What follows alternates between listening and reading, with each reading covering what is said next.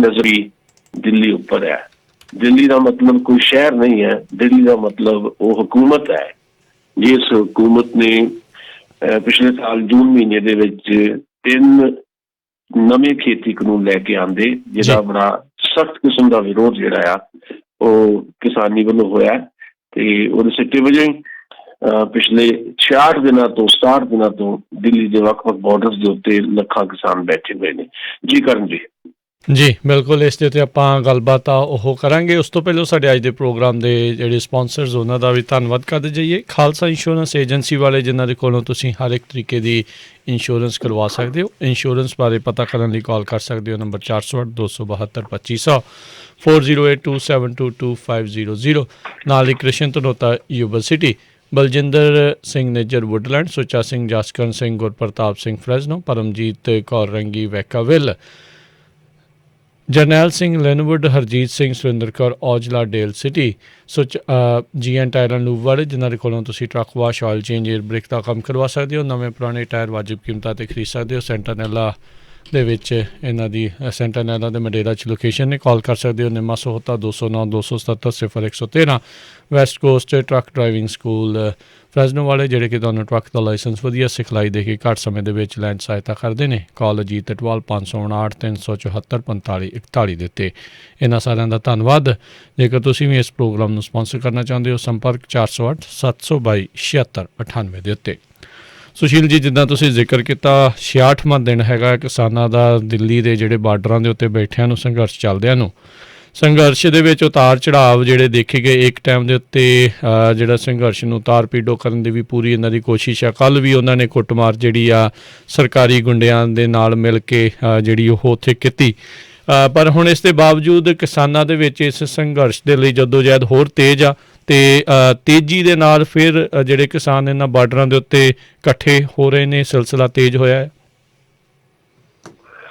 ਲਾਜ਼ਮੀ ਦੇਖੋ, ਕਿਸਾਨ ਅੰਦੋਲਨ ਦੇ ਨਾਲ ਨਾਲ ਅਸੀਂ ਲਗਾਤਾਰ ਤੁਰ ਰਹੇ ਤੇ 26 ਜਨਵਰੀ ਦੀ ਜਿਹੜੀ ਘਟਨਾ ਵਾਪਰੀ ਹੈ ਉਸ ਤੋਂ ਬਾਅਦ ਜਿਵੇਂ 2 ਦਿਨ ਨਿਰਾਸ਼ਤਾ ਦੇ ਲੰਘੇ ਨੇ, ਉਹਨਾਂ 2 ਦਿਨਾਂ ਦੀ ਨਿਰਾਸ਼ਤਾ ਤੋਂ ਬਾਅਦ ਪਿਛਲੇ 24 ਘੰਟਿਆਂ ਦੇ ਵਿੱਚ ਇਸ ਅੰਦੋਲਨ ਨੇ ਦੁਬਾਰਾ ਆਪਣੀ ਸਪੀਡ ਫੜ ਲਈ ਹੈ।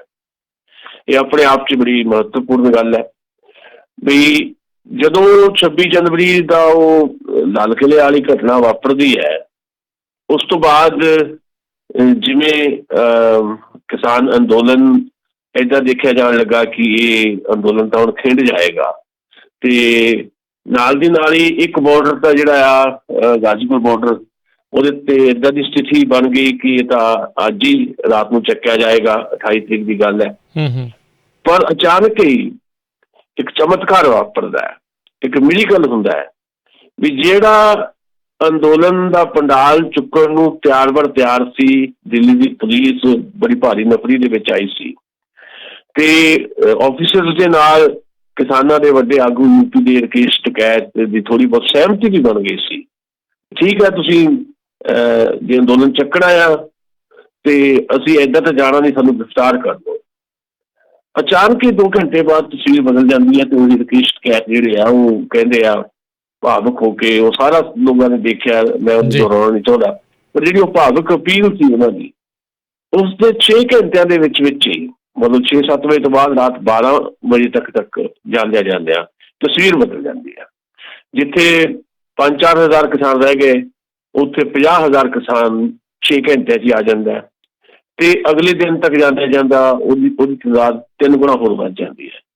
ਇਹ ਜਿਹੜਾ ਮਿਰਾਕਲ ਵਾਪਰਿਆ ਇਹ ਅਸਲ ਦੇ ਵਿੱਚ ਇੱਕ ਕਿਸਮ ਦੀ ਸੰਜੀਵਨੀ ਬੂਟੀ ਤੁਸੀਂ ਕਹਿ ਸਕਦੇ ਹੋ। ਇਹ ਇਸ ਅੰਦੋਲਨ ਨੂੰ ਮਿਲੀ ਤੇ ਕੱਲਾ ਗਾਜ਼ੀਪੁਰ ਬਾਰਡਰ ਨਹੀਂ, ਉਸ ਤੋਂ ਬਾਅਦ ਟਿੱਕਰੀ ਬਾਰਡਰ, ਸਿੰਘੂ ਬਾਰਡਰ, ਪਲਵਲ ਵਾਲੇ ਪਾਸੇ ਤੇ ਉੱਧਰ ਸ਼ਾਹਜਹਾਨਪੁਰ ਬਾਰਡਰ, ਵਿਸ਼ੇਸ਼ ਤੌਰ ਦੇ ਉੱਤੇ ਜਿਹੜਾ ਸਿੰਘੂ ਬਾਰਡਰ ਤੇ ਟਿੱਕਰੀ ਬਾਰਡਰ, ਉੱਥੇ ਵੀ ਤਾਦਾਦ ਜਿਹੜੀ ਇੱਕਦਮ ਵਧਣੀ ਸ਼ੁਰੂ ਹੋ ਜਾਂਦੀ ਹੈ। ਅੱਜ ਹਾਲਤ ਇਹ ਹੈ ਵੀ ਜਿਹੜਾ ਪਰਸੋਂ ਤੱਕ ਸੋਚਿਆ ਜਾ ਰਿਹਾ ਸੀ ਕਿ ਇਸ ਅੰਦੋਲਨ ਨੂੰ ਸਰਕਾਰ ਖਦੇੜ ਸਕਦੀ ਹੈ, ਉਹਦੇ ਯਤਨ ਵੀ ਕੀਤੇ ਗਏ। ਗਾਜ਼ੀਪੁਰ ਦੇ ਵਿੱਚ ਤਾਂ ਤਿਆਰੀ ਸੀ ਤੇ ਇੱਕ ਦਿਨ ਪਹਿਲਾਂ ਜੋ ਸਿੰਘੂ ਬਾਰਡਰ ਦੇ ਦਿੱਲੀ ਵਾਲੇ ਪਾਸੇ ਹੋਇਆ ਜਿੱਥੇ ਇੱਕ ਵੱਖਰੀ ਸਟੇਜ ਜਿਹੜੀ ਲੱਗੀ ਹੈ, ਛੋਟੀ ਸਟੇਜ ਆ ਤੇ ਪੰਨੂ ਤੇ ਪੰਧੇਰ ਹੋਰਾਂ ਦੀ ਸਟੇਜ, ਉੱਥੇ ਜੋ ਕੁਝ ਹੋਇਆ RSS ਦੀ ਆਰਮੀ ਕਹਿ ਸਕਦੇ ਹਾਂ ਜਾਂ ਗੁੰਡੇ ਕਹਿ ਲਓ, ਭਾਰਤੀ ਜਨਤਾ ਪਾਰਟੀ ਨਾਲ ਸੰਬੰਧਿਤ ਜਿਹੜੇ ਆ ਲੋਕ, ਉਹ ਪੁਲਿਸ ਦੀ ਮਦਦ ਦੇ ਨਾਲ ਜਿੱਦਾਂ ਅਟੈਕ ਕਰਦੇ ਆ ਤੇ ਉਸ ਅਟੈਕ ਨੂੰ ਵੀ ਉਹਦਾ ਫੇਸ ਕੀਤਾ ਜਾਂਦਾ। ਤੇ ਅਟੈਕ ਤੋਂ ਬਾਅਦ ਹੁਣ ਦੀ ਸਥਿਤੀ ਇਹ ਹੈ, ਇਸ ਗੱਲ ਨੂੰ, ਉਸ ਅਟੈਕ ਨੂੰ 24 ਘੰਟੇ ਨੂੰ ਚੱਲਿਆ ਹੈ, ਹੁਣ ਦੀ ਸਥਿਤੀ ਇਹ ਹੈ ਵੀ ਉੱਥੇ ਵੀ ਸਿੰਘੂ ਬਾਰਡਰ ਦੇ ਉੱਤੇ ਵੀ ਇੱਕ ਮਜ਼ਬੂਤ ਕਿਲ੍ਹਾ ਜਿਹੜਾ ਫਿਰ ਤੋਂ ਉਸਰ ਗਿਆ। ਸੋ ਇਹ ਸਿਲਸਿਲਾ ਹੋਰ ਤੇਜ਼ ਹੋ ਰਿਹਾ। ਜਿੱਥੋਂ ਕਿਤੋਂ ਇੱਧਰੋਂ ਉੱਧਰੋਂ ਖਬਰਾਂ ਆਉਂਦੀਆਂ, ਤੁਸੀਂ ਉਹ ਖਬਰਾਂ ਸੁਣ ਸਕਦੇ ਹੋ, ਦੇਖ ਸਕਦੇ ਹੋ। ਉਹ ਇਸ ਪਾਸੇ ਵੱਲੋਂ ਇਸ਼ਾਰਾ ਕਰ ਰਹੀ ਹੈ ਕਿ ਇਸ ਅੰਦੋਲਨ ਨੇ ਜਿਹੜੀ ਸੱਟ ਖਾਧੀ ਸੀ 26 ਤਰੀਕ ਨੂੰ, ਉਹ ਸੱਟ ਖਾ ਕੇ ਇਹ ਅੰਦੋਲਨ ਜਿਹੜਾ ਲਗਭਗ 40 ਘੰਟੇ ਜਿਹੜਾ ਮੂਰਛਿਤ ਅਵਸਥਾ 'ਚ ਰਿਹਾ, ਉਹ ਇਸ ਅੰਦੋਲਨ ਨੂੰ ਅਚਾਨਕ ਇੱਕ ਸੰਜੀਵਨੀ ਮਿਲਦੀ ਹੈ ਤੇ ਫਿਰ ਜੀਉ ਉੱਠਦਾ ਹੈ ਤੇ ਫਿਰ ਉਸ ਜਲਾਅ ਦੇ ਵਿੱਚ ਆ ਜਾਂਦਾ ਹੈ। ਇਹਦੇ ਤੋਂ ਪਤਾ ਲੱਗਦਾ ਹੈ ਕਿ ਸਰਕਾਰ ਵੀ ਜਿਹੜੀ ਹੈ ਫਿਰ ਜਿਹੜੀ ਹਾਲੇ ਤੱਕ ਐਗਰੈਸਿਵ ਦਿਖਾਈ ਦੇ ਰਹੀ ਸੀ 26 ਜਨਵਰੀ ਦੀ ਘਟਨਾ ਤੋਂ ਬਾਅਦ, ਉਹ ਬੈਕਫੁੱਟ ਤੇ ਆ ਜਾਂਦੀ ਹੈ। ਤੇ ਭਾਰਤ ਦੇ ਪ੍ਰਧਾਨ ਮੰਤਰੀ ਨਰਿੰਦਰ ਮੋਦੀ ਨੂੰ ਅੱਜ ਵਰਚੁਅਲੀ ਜਿਹੜੀ ਆਲ ਪਾਰਟੀ ਮੀਟਿੰਗ ਕੀਤੀ, ਉਹਦੇ 'ਚ ਕਹਿਣਾ ਪੈਂਦਾ ਵੀ ਸਰਕਾਰ ਗੱਲਬਾਤ ਲਈ ਤਿਆਰ ਹੈ, ਭਾਵੇਂ ਗੱਲਬਾਤ ਦਾ ਚੌਖਟਾ ਹਾਲੇ ਵੀ ਸਰਕਾਰ ਉਹੀ ਰੱਖ ਰਹੀ ਹੈ ਜਿਹੜਾ ਚੌਖਟਾ ਨਿਰਧਾਰਿਤ ਹੋਇਆ ਸੀ 11ਵੀਂ ਮੀਟਿੰਗ ਦੇ ਵਿੱਚ, ਜਿਹਦੇ 'ਚ ਇੱਕ ਤਜਵੀਜ਼ ਦਿੱਤੀ ਸੀ ਖੇਤੀ ਮੰਤਰੀ ਨਰਿੰਦਰ ਤੋਮਰ ਨੇ ਵੀ ਤੁਸੀਂ 1.5 ਸਾਲ ਵਾਸਤੇ ਜਿਹੜੇ ਕਾਨੂੰਨ ਹੈ ਅਸੀਂ ਇਹਨੂੰ ਪੋਸਟਪੋਨ ਕਰ ਦਿੰਦੇ ਹਾਂ ਜਾਂ ਸਸਪੈਂਡ ਕਰ ਦਿੰਦੇ ਹਾਂ ਤੇ 1.5 ਸਾਲ ਬਾਅਦ ਫਿਰ ਆਪਾਂ ਸੋਚ ਲਾਂਗੇ, ਕਮੇਟੀ ਬਣ ਜਾਏਗੀ, MSP ਦੀ ਵੀ ਕਮੇਟੀ ਬਣ ਜਾਏਗੀ। ਤੇ ਉਹੀ ਗੱਲ ਦੁਹਰਾਉਂਦੇ ਨੇ ਅੱਜ ਪ੍ਰਧਾਨ ਮੰਤਰੀ। ਇਹ ਆਪਣੇ ਆਪ 'ਚ ਵੱਡੀ ਗੱਲ ਹੈ। ਤੇ ਜੇ ਤੋਂ ਸੰਕੇਤ ਮਿਲਦੇ ਹੈ ਵੀ ਜਿਹੜੀਆਂ ਮੀਟਿੰਗਸ ਜਿਹੜੀਆਂ ਕਿਸਾਨਾਂ ਦੇ ਨਾਲ ਹੋ ਰਹੀਆਂ ਸੀ, ਕਿਸਾਨ ਜਥੇਬੰਦੀਆਂ ਦੇ ਆਗੂਆਂ ਨਾਲ ਹੋ ਰਹੀਆਂ ਸੀ, ਜਿਹਦੇ 'ਚ ਪਹਿਲੀ ਮੀਟਿੰਗ ਦੇ ਵਿੱਚ ਸੈਕਟਰੀ ਲੈਵਲ ਦੇ ਲੋਕ ਸੀ, ਉਸ ਤੋਂ ਬਾਅਦ ਦੂਜੀ ਤੋਂ ਲੈ ਕੇ 12 ਮੀਟਿੰਗਾਂ ਤੱਕ ਜਾਂਦਿਆਂ ਵੱਧ ਤੋਂ ਵੱਧ ਇੱਕ ਵਾਰ ਆਏ ਕੇਂਦਰੀ ਗ੍ਰਹਿ ਮੰਤਰੀ ਅਮਿਤ ਸ਼ਾਹ, ਨਹੀਂ ਤਾਂ ਬਾਕੀ ਮੀਟਿੰਗਾਂ ਦੇ ਵਿੱਚ ਪਿਊਸ਼ ਗੋਇਲ ਰੇਲ ਮੰਤਰੀ ਤੇ ਸੋਮ ਪ੍ਰਕਾਸ਼ ਸਾਡੇ ਪੰਜਾਬ ਵਾਲਾ ਮੰਤਰੀ ਜਿਹੜਾ ਸਟੇਟ ਮਿਨਿਸਟਰ ਹੈ, ਤੇ ਨਾਲ ਹੁੰਦੇ ਸੀ ਨਰਿੰਦਰ ਤੋਮਰ। ਪਰ ਅੱਜ ਦੀ ਜਿਹੜੀ ਵਰਚੁਅਲ ਮੀਟਿੰਗ ਹੋਈ ਆਲ ਪਾਰਟੀ ਮੀਟਿੰਗ, ਉਹਦੇ 'ਚ ਪ੍ਰਧਾਨ ਮੰਤਰੀ ਨੇ ਜੋ ਕਿਹਾ, ਉਹ ਤੋਂ ਲੱਗਦਾ ਹੈ ਕਿ ਆਉਣ ਵਾਲੇ ਦਿਨਾਂ ਦੇ ਵਿੱਚ ਮੀਟਿੰਗ ਕਾਲ ਦੀ ਸੰਭਾਵਨਾ ਬਣ ਰਹੀ ਹੈ। ਤੇ ਜੇ ਪ੍ਰਧਾਨ ਮੰਤਰੀ ਨਹੀਂ ਤਾਂ ਰਾਜਨਾਥ ਸਿੰਘ ਤੇ ਅਮਿਤ ਸ਼ਾਹ ਲਾਜ਼ਮੀ ਤੌਰ ਦੇ ਉੱਤੇ ਇੱਕ ਮੀਟਿੰਗ ਦੇ ਵਿੱਚ ਸ਼ਾਮਲ ਹੋ ਸਕਦੇ ਆ। ਇਹ ਨਵੇਂ ਸੰਕੇਤ ਜਿਹੜੇ ਮਿਲੇ ਆ, ਇੱਕ ਅੱਧੀ ਮੀਟਿੰਗ ਇਹਨਾਂ ਦਾ ਹੋ ਸਕਦੀ ਹੈ, ਉਸ ਤੋਂ ਬਾਅਦ ਪ੍ਰਧਾਨ ਮੰਤਰੀ ਨੂੰ ਵੀ ਮੀਟਿੰਗ 'ਚ ਆਉਣਾ ਪੈ ਸਕਦਾ ਹੈ।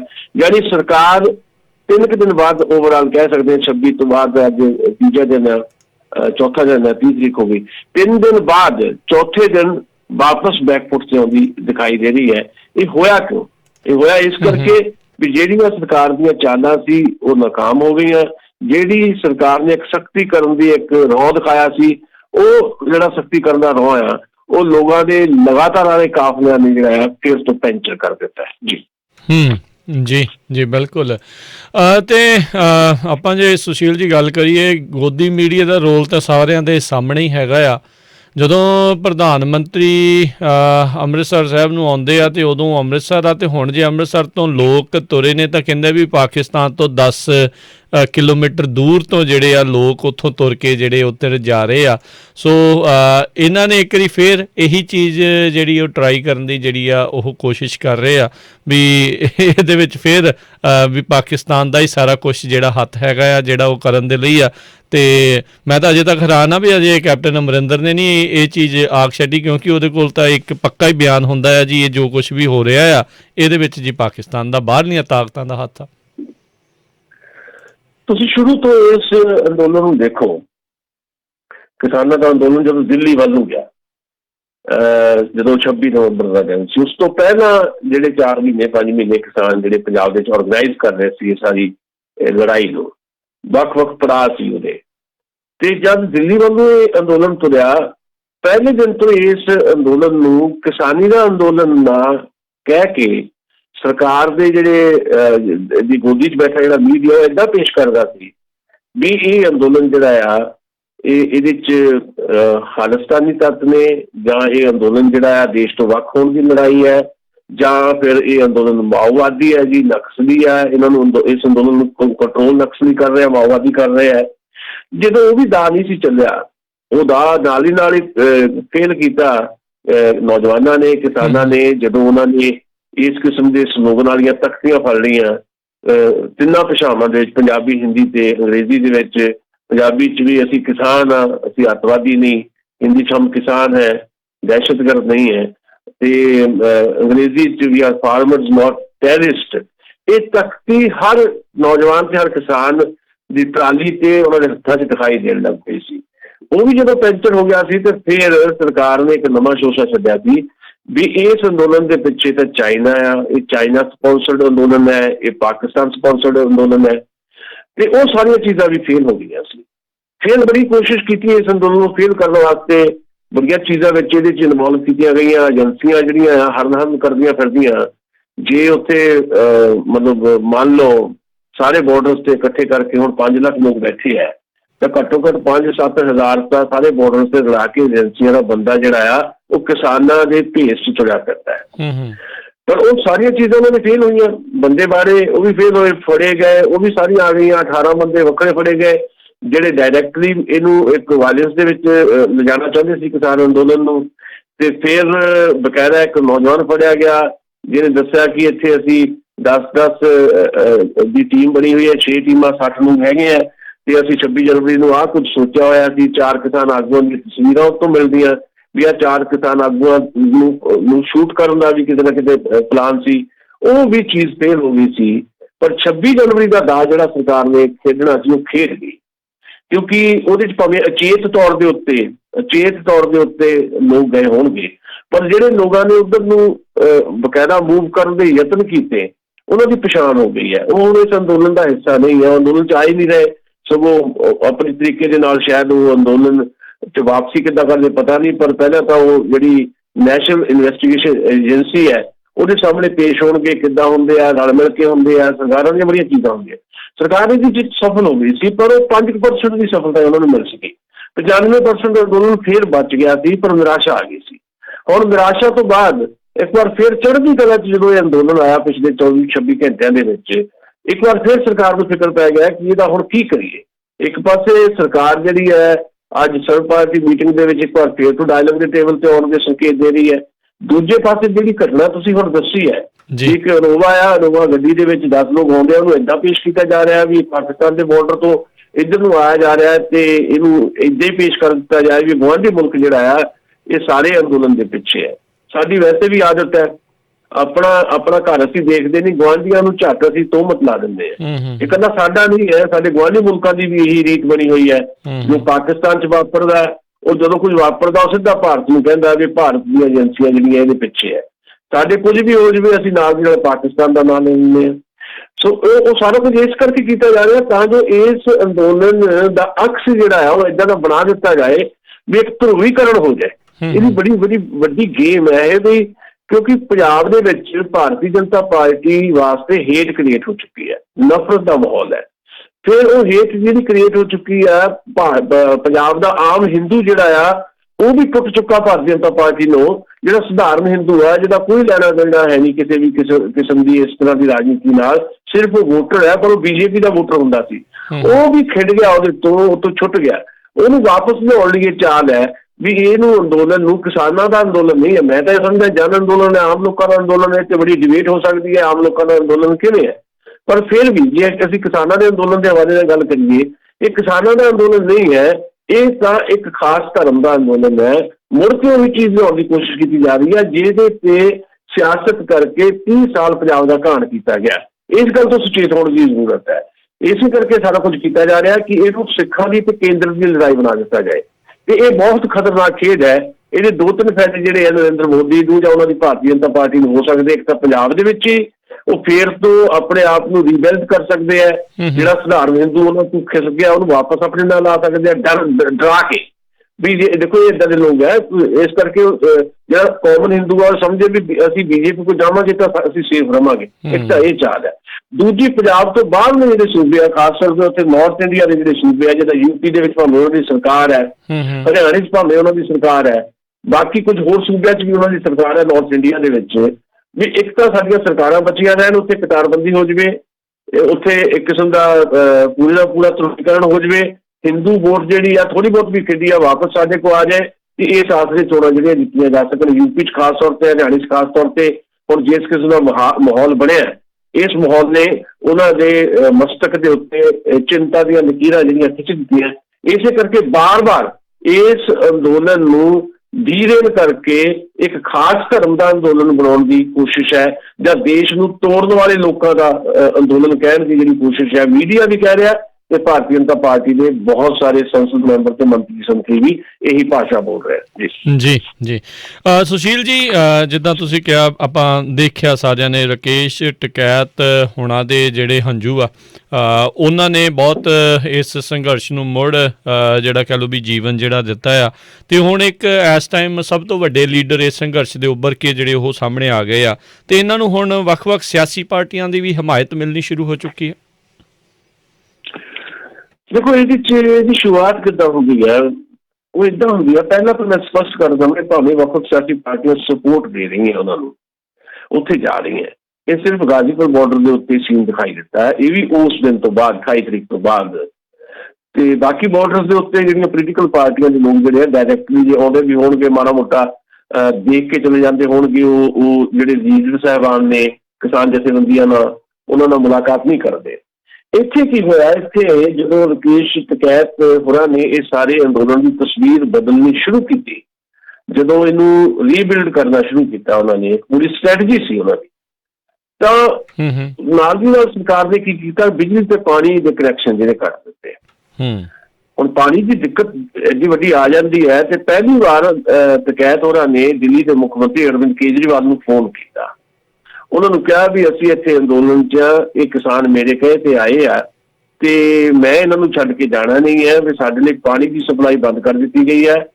6 ਵਜੇ ਸ਼ਾਮ ਦੀ ਇਹ ਗੱਲ ਹੈ 28 ਤਰੀਕ ਦੀ, 12 ਵਜੇ ਤੱਕ ਦਿੱਲੀ ਜਲ ਬੋਰਡ ਦੇ ਦਰਜਨਾਂ ਜਿਹੜੇ ਟੈਂਕਰ ਪਾਣੀ ਲੈ ਕੇ ਆ ਗਏ ਸੀ, ਉਹਦੀ ਤੋਂ ਸ਼ੁਰੂਆਤ ਹੋ ਗਈ। ਉਸ ਤੋਂ ਬਾਅਦ ਮਨੀਸ਼ ਸਿਸੋਦੀਆ ਵੀ ਗਏ, ਡਿਪਟੀ CM ਜਿਹੜੇ ਆਮ ਆਦਮੀ ਪਾਰਟੀ ਦੇ ਹੈ, ਫਿਰ ਇੱਕ ਰਾਸ਼ਟਰੀ ਲੋਕ ਦਲ ਦੇ ਜਯੰਤ ਨਾਂ ਦੇ ਜਿਹੜੇ ਪੋਲੀਟੀਸ਼ੀਅਨ ਹੋ ਗਏ। ਅੱਜ ਅਭੈ ਚੌਟਾਲਾ ਗਿਆ, ਅਭੈ ਚੌਟਾਲਾ ਜਿਹੜਾ ਥੋੜ੍ਹੀ ਦੇਰ ਪਹਿਲਾਂ ਜਾ ਕੇ ਆਇਆ, ਉਹਦੇ ਇੱਕ ਫੇਵਰ 'ਚ ਗੱਲ ਇਹ ਜਾਂਦੀ ਸੀ ਵੀ ਹਰਿਆਣੇ ਦੇ ਵਿੱਚ ਜਿੱਦਾਂ ਅੰਦੋਲਨ ਤੇਜ਼ ਹੋਇਆ, ਤੇ ਉਹਨੇ ਕਹਿ ਦਿੱਤਾ ਸੀ ਉਹਦੀ ਕੋਈ ਸਿਆਸੀ ਜ਼ਮੀਨ ਬਹੁਤੀ ਬਚੀ ਨਹੀਂ ਹੈ। ਅਭੈ ਚੌਟਾਲਾ ਦਾ ਉਹਦਾ ਭਤੀਜਾ ਜਿਹੜਾ ਉਹ ਜ਼ਿਆਦਾ ਸਿਆਸੀ ਜ਼ਮੀਨ ਖਿੱਚ ਕੇ ਲੈ ਗਿਆ, ਇੰਡੀਅਨ ਨੈਸ਼ਨਲ ਲੋਕ ਦਲ ਦੀ ਦੁਸ਼ਯੰਤ ਚੌਟਾਲਾ, ਉਹ ਹਾਲੇ ਵੀ ਸਰਕਾਰ ਨਾਲ ਲੱਗਾ। ਪਰ ਅਭੈ ਚੌਟਾਲਾ ਜਿਹੜਾ ਉਹ ਰਿਜ਼ਾਈਨ ਕਰ ਗਿਆ ਮੈਂਬਰਸ਼ਿਪ ਤੋਂ, ਜਿਹੜੀ MLA-ਸ਼ਿਪ ਤੋਂ, ਤੇ ਫਿਰ ਅੱਜ ਉਹ ਆਇਆ ਸੀ। ਪਰ ਇੱਕ ਗੱਲ ਖੂਬਸੂਰਤ ਹੈ ਕਿ ਜਿਹੜੇ ਵੀ ਲੋਕ ਆਏ ਉਹਨਾਂ ਨੇ ਆਪ ਕਿਹਾ ਵੀ ਅਸੀਂ ਸਟੇਜ ਤੇ ਨਹੀਂ ਚੜ੍ਹਦੇ, ਕਿਉਂਕਿ ਤੁਹਾਡਾ ਜਿਹੜਾ ਅੰਦੋਲਨ ਹੈ ਗੈਰ ਸਿਆਸੀ ਹੈ, ਪਰ ਅਸੀਂ ਤੁਹਾਡੇ ਨਾਲ ਮਦਦ ਕਰਨ ਲਈ ਆ ਗਏ ਹਾਂ, ਤੁਹਾਨੂੰ ਹਮਾਇਤ ਦੇਣ ਲਈ ਆ ਗਏ ਹਾਂ। ਕੱਲ੍ਹ ਮਨੀਸ਼ ਸਿਸੋਦੀਆ ਨੇ ਵੀ ਬੜੀ ਸਿਆਣਪ ਵਰਤੀ ਹੈ, ਕਹਿ ਕੇ ਵੀ ਮੈਂ ਸਟੇਜ ਤੇ ਨਹੀਂ ਜਾਣਾ ਚਾਹੁੰਦਾ, ਕਿਉਂਕਿ ਤੁਸੀਂ ਹੁਣ ਤੱਕ ਇਸ ਅੰਦੋਲਨ ਨੂੰ ਗੈਰ ਸਿਆਸੀ ਬਣਾ ਕੇ ਰੱਖਿਆ, ਅਸੀਂ ਸਿਆਸਤਦਾਨ ਜਿਹੜਾ ਡਾਇਰੈਕਟਲੀ ਇਹਦੇ ਵਿੱਚ ਨਹੀਂ ਹੋਣਾ ਚਾਹੁੰਦੇ। ਪਰ ਇਹ ਜ਼ਰੂਰ ਹੈ ਕਿ ਲੋਕਾਂ ਦੀ ਮਦਦ ਮਿਲ ਰਹੀ ਹੈ, ਬਹੁਤ ਵੱਡੇ ਪੱਧਰ ਤੇ ਮਿਲ ਰਹੀ ਹੈ। ਅਖਿਲੇਸ਼ ਯਾਦਵ ਨੇ ਵੀ ਖਬਰ ਆਈ ਹੈ ਕਿ ਉਹਨਾਂ ਨੇ ਬਕਾਇਦਾ ਫੋਨ ਕੀਤਾ ਰਾਕੇਸ਼ ਟਿਕੈਤ ਨੂੰ, ਤੇ ਕਿਹਾ ਕਿ ਸਮਾਜਵਾਦੀ ਪਾਰਟੀ ਇਸ ਅੰਦੋਲਨ ਦੇ ਨਾਲ ਤੁਹਾਡੇ ਨਾਲ ਹੈ। ਉਹਨੇ ਮੇਰੇ ਕੋਲ ਖਬਰ ਆ ਰਹੀ ਸੀ ਵੀ ਬਹੁਜਨ ਸਮਾਜ ਪਾਰਟੀ ਨੇ ਵੀ ਕਿਤੇ ਨਾ ਕਿਤੇ ਫੈਸਲਾ ਕਰ ਲਿਆ ਵੀ ਉਹ ਕਿਸਾਨਾਂ ਦੇ ਇਸ ਅੰਦੋਲਨ ਨੂੰ ਸਪੋਰਟ ਕਰੇਗੀ।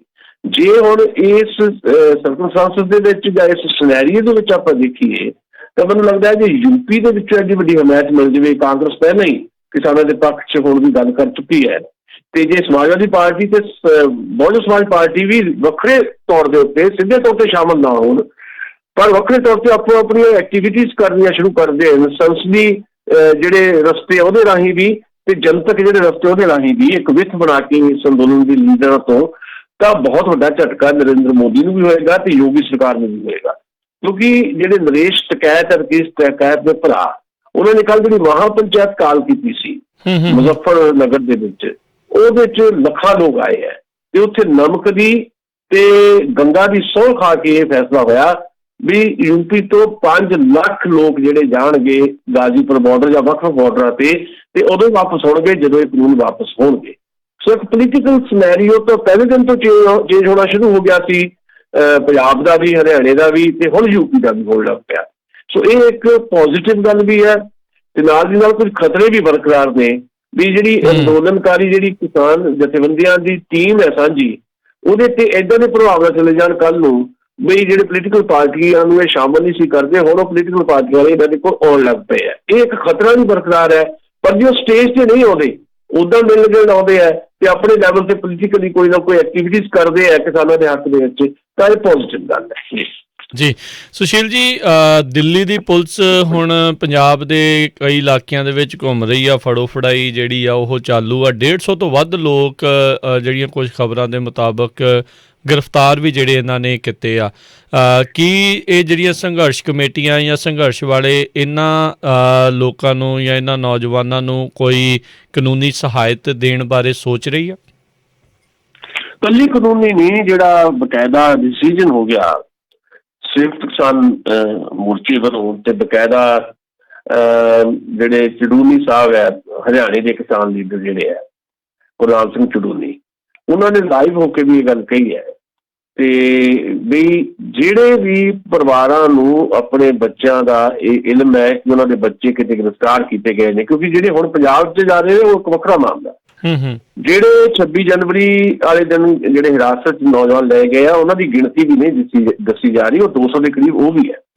2 ਨੌਜਵਾਨ ਤਾਂ ਸ਼ਹੀਦ ਹੋ ਗਏ ਉਸ ਦਿਨ, 200 ਦੇ ਕਰੀਬ ਜਿਹੜੇ ਆ ਗ੍ਰਿਫਤਾਰ ਕੀਤੇ ਗਏ ਆ ਤੇ ਉਹਦੇ 'ਚੋਂ ਕੁਝ ਨੌਜਵਾਨਾਂ ਦਾ ਪਤਾ ਇਸ ਢੰਗ ਨਾਲ ਲੱਗ ਰਿਹਾ ਕਿ ਮੋਗੇ ਜ਼ਿਲ੍ਹੇ ਦੇ 12 ਨੌਜਵਾਨ ਹੈ, ਇੱਕੋ ਪਿੰਡ ਦੇ ਅਬੋਹਰ ਵਾਲੇ ਪਾਸੇ ਦੇ, ਫਾਜ਼ਿਲਕਾ ਵਾਲੇ ਪਾਸੇ ਦੇ 7 ਨੌਜਵਾਨ ਹੈ। ਇਹ ਉਹ ਨੌਜਵਾਨ ਹੈ ਜਿਨ੍ਹਾਂ ਨੂੰ ਜਦੋਂ ਗ੍ਰਿਫਤਾਰ ਕੀਤਾ ਗਿਆ, ਹਿਰਾਸਤ 'ਚ ਲਿਆ ਗਿਆ, ਉਹਨਾਂ ਕੋਲ ਉਦੋਂ ਮੋਬਾਈਲ ਫੋਨ ਸੀ, ਉਹਨਾਂ ਨੇ ਫਟਾਫਟ ਆਪਣੇ ਘਰਦਿਆਂ ਨੂੰ ਫੋਨ ਕਰਦੇ ਵੀ ਸਾਨੂੰ ਪੁਲਿਸ ਨੇ ਇੱਥੇ ਹਿਰਾਸਤ ਵਿੱਚ ਲਿਆ ਹੋਇਆ। ਉਹਨਾਂ ਦਾ ਤਾਂ ਪਤਾ ਲੱਗ ਗਿਆ।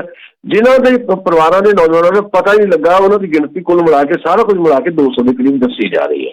ਤੇ ਪੁਲਿਸ ਜਿਹੜੀ ਡੈਮੋਕ੍ਰੇਟਿਕ ਜਿਹੜਾ ਸਾਡਾ ਸੈਟਅਪ ਹੈ, ਉਹਦੇ ਪੁਲਿਸ ਦਾ ਫਰਜ਼ ਬਣਦਾ ਹੈ ਵੀ ਜੇ ਤੁਸੀਂ ਕਿਸੇ ਨੂੰ ਗ੍ਰਿਫਤਾਰ ਕਰਦੇ ਹੋ, ਥਾਣੇ ਲੈ ਕੇ ਜਾਂਦੇ ਹੋ, ਤੇ ਸਭ ਤੋਂ ਪਹਿਲਾਂ ਉਹਦੇ ਵਾਸਤੇ ਜਿਹਨਾਂ ਨੂੰ ਗ੍ਰਿਫਤਾਰ ਕਰਦੇ ਹੋ ਉਹਨਾਂ ਦੇ ਵਾਸਤੇ ਪਰਿਵਾਰ ਦੇ ਨਾਲ ਗੱਲਬਾਤ ਕਰਾਉਣਾ ਜਿਹੜਾ ਸਭ ਤੋਂ ਵੱਡੀ ਜ਼ਿੰਮੇਵਾਰੀ ਹੁੰਦਾ, ਫਰਜ਼ ਹੁੰਦਾ। ਦੂਜਾ ਫਰਜ਼ ਹੁੰਦਾ ਵੀ ਜੇ ਤੁਹਾਨੂੰ ਕਾਨੂੰਨੀ ਕੋਈ ਮਦਦ ਚਾਹੀਦੀ ਹੈ ਤਾਂ ਉਹ ਵੀ ਤੁਸੀਂ ਪ੍ਰੋਵਾਈਡ ਕਰਾਉਣੀ ਹੈ। ਜੇ ਕਾਨੂੰਨੀ ਮਦਦ ਲੈਣ ਤੁਹਾਨੂੰ ਦੇਣ ਵਾਸਤੇ ਤੁਹਾਡੇ ਕੋਲ ਸੋਰਸਿਸ ਨਹੀਂ ਹੈ ਤਾਂ ਸਰਕਾਰ ਖੁਦ ਕਾਨੂੰਨੀ ਮਦਦ ਜਿਹੜੀ ਹੈ ਉਹ ਉਹਨਾਂ ਨੂੰ ਦਵਾਉਂਦੀ ਹੈ। ਪਰ ਇਹ ਸਾਰਾ ਕੁਝ ਨਹੀਂ ਕੀਤਾ ਜਾ ਰਿਹਾ। ਡੈਮੋਕ੍ਰੇਸੀ ਦੇ ਨਾਂ ਦੇ ਉੱਤੇ ਇੱਕ ਡਿਕਟੇਟਰਸ਼ਿਪ ਦਾ ਮਾਹੌਲ ਹੈ ਭਾਰਤ ਦੇ ਵਿੱਚ, ਤੇ ਪੁਲਿਸ ਇਸ ਤਾਨਾਸ਼ਾਹੀ ਦੀ ਜਿਹੜੀ ਹੈ ਉਹ ਹੱਥ ਟੋਕਾ ਬਣੀ ਹੋਈ ਹੈ ਜਾਂ ਟੂਲ ਬਣੀ ਹੋਈ ਹੈ। ਦੂਜੀ ਗੱਲ ਜਿਹੜੀ ਤੁਸੀਂ ਕਹਿ ਰਹੇ ਹੋ, ਕੁਝ ਛਾਪੇ ਜਿਹੜੇ ਜਲੰਧਰ 'ਚ ਪਏ ਨੇ ਅੱਜ, ਤੇ ਕੁਝ ਲੋਕਾਂ ਨੂੰ ਗ੍ਰਿਫਤਾਰ ਕਰਨ ਦੀਆਂ ਖਬਰਾਂ ਆ ਰਹੀਆਂ, ਇਹਦੇ 'ਚ ਮੈਨੂੰ ਇਹ ਲੱਗਦਾ ਹੈ ਕਿ ਦਿੱਲੀ ਪੁਲਿਸ ਡਾਇਰੈਕਟਲੀ ਕਿਤੇ ਵੀ ਜਾ ਕੇ ਕਿਸੇ ਨੂੰ ਏਦਾਂ ਗ੍ਰਿਫਤਾਰ ਨਹੀਂ ਕਰ ਸਕਦੀ। ਕਿਸੇ ਹੋਰ ਸਟੇਟ ਦੀ ਪੁਲਿਸ ਕਿਸੇ ਹੋਰ ਸਟੇਟ ਦੇ ਵਿੱਚ ਉਹਨਾਂ ਨੂੰ ਲੋਕਲ ਪੁਲਿਸ ਨੂੰ ਵਿਸ਼ਵਾਸ ਲੈਣਾ ਪੈਂਦਾ ਹੈ। ਜੇ ਲੋਕਲ ਪੁਲਿਸ ਨੂੰ ਵਿਸ਼ਵਾਸ ਲੈ ਕੇ ਸਾਰੀਆਂ ਕਾਰਵਾਈਆਂ ਹੋ ਰਹੀਆਂ ਤੇ ਸਿੱਧੇ ਤੌਰ ਤੇ ਕੈਪਟਨ ਅਮਰਿੰਦਰ ਸਿੰਘ ਜੀ ਕਟਹਿਰੇ 'ਚ ਖੜਦੇ ਆ ਵੀ ਕੈਪਟਨ ਅਮਰਿੰਦਰ ਹੋਰੀ ਤਾਂ ਇਹ ਕਹਿ ਰਹੇ ਆ, ਉਹਨਾਂ ਨੇ ਵੈਸੇ ਬੜਾ ਸਖਤ ਕਿਸਮ ਦਾ ਸਟੈਂਡ ਇਹਨਾਂ ਦਿਨਾਂ ਦੇ ਵਿੱਚ 26 ਜਨਵਰੀ ਦੀ ਘਟਨਾ ਤੋਂ ਬਾਅਦ ਲਿਆ। ਇੱਕ ਇੰਟਰਵਿਊ ਦੇ ਵਿੱਚ ਉਹਨਾਂ ਨੇ ਕਿਹਾ ਕਿ ਇਹਦੇ ਲਈ ਕਿਸਾਨ ਦੋਸ਼ੀ ਨਹੀਂ ਹੈ, ਬਿਲਕੁਲ ਵੀ ਕਿਸਾਨ ਲੀਡਰਸ਼ਿਪ ਬਿਲਕੁਲ ਇਹਦੇ ਲਈ ਦੋਸ਼ੀ ਨਹੀਂ। ਜਿਹੜੇ ਲੋਕ ਦੋਸ਼ੀ ਹੈ ਤੁਸੀਂ ਉਹਨਾਂ ਤੇ ਕਾਰਵਾਈ ਕਰੋ। ਤੁਸੀਂ ਕਿਸਾਨ ਜਥੇਬੰਦੀਆਂ ਦੇ 37 ਆਗੂਆਂ ਤੇ FIR ਕਿਉਂ ਕਰਤੀ?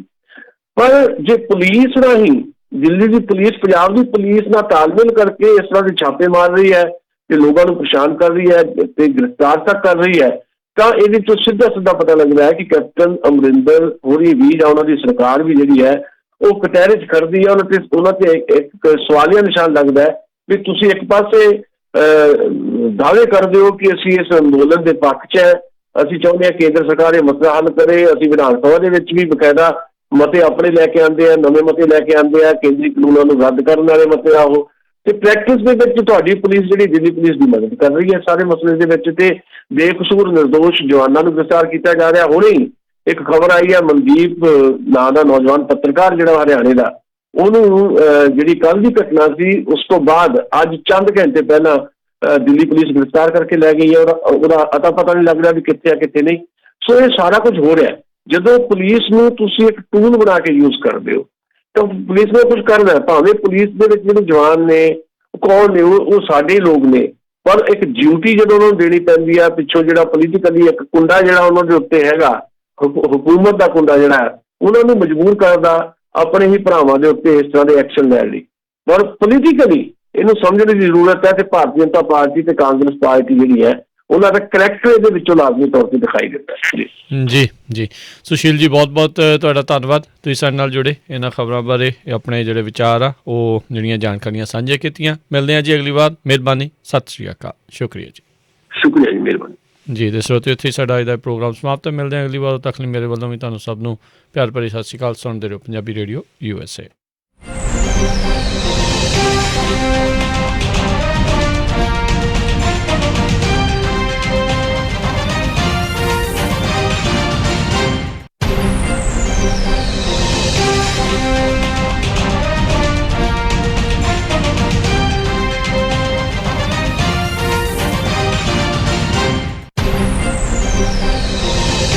ਹੈ।